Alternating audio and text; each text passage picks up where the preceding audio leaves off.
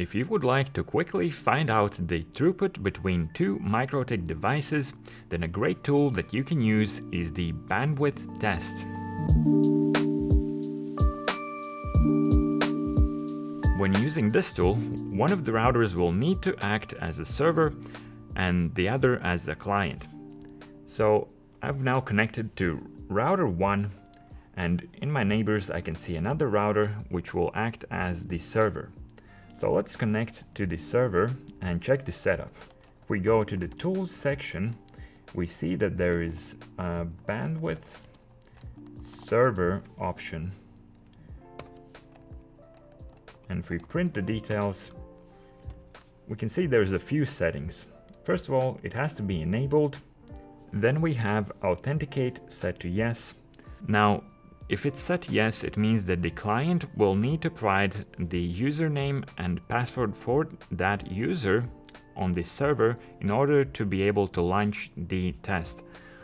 In this case, it doesn't matter because both of my routers have the user admin with no password, hence I don't have to provide any credentials to launch the test.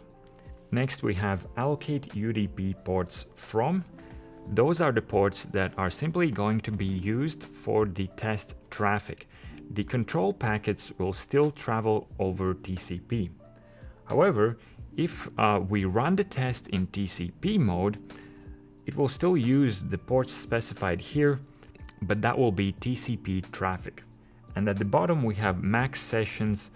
For most users, we don't have to worry about it. It's more like if it's a server and a lot of users are going to be trying to run tests against that one server. So I can close this window, and on router 1, the client, I can type tool bandwidth test, and followed by that I just need to type the IP address of the server. That alone is enough to launch a quick test doing both TX and RX traffic at the same time. But of course, there are several options available to tailor the test to your needs. So let's have a look at them.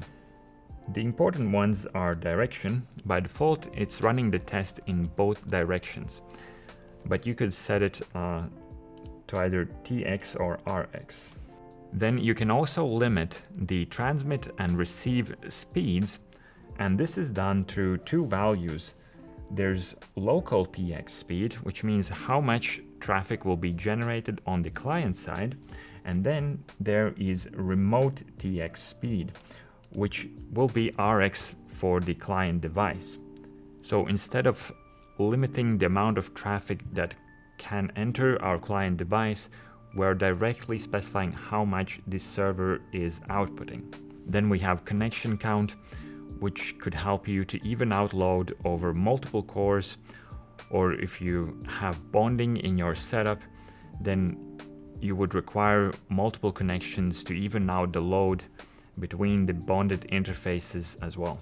We can also specify the duration of the test. We can specify the protocol. So by default, the traffic is taking place over UDP, but we can change that to TCP. And then there's user and the password if we need the login credentials. And another property worth mentioning is the random data one, which simply specifies if the packets will be filled with simple data or will it be unique random data. Okay, so let's run the test in one direction and let's specify the duration. Only RX traffic is taking place. We can see it in the interface list, and we can see it in this little report showing up after we launch the command. We got around 956 megabits per second throughput, which is about right for 1 gigabit connection. As you can see, using this tool is very straightforward. The only thing you should pay attention to is the CPU load of both of your devices. If one of them is struggling, then you will not get accurate throughput measurements. If that is the case, consider using Traffic Generator instead, as with that tool, you can have a setup where one of your routers does all of the lifting.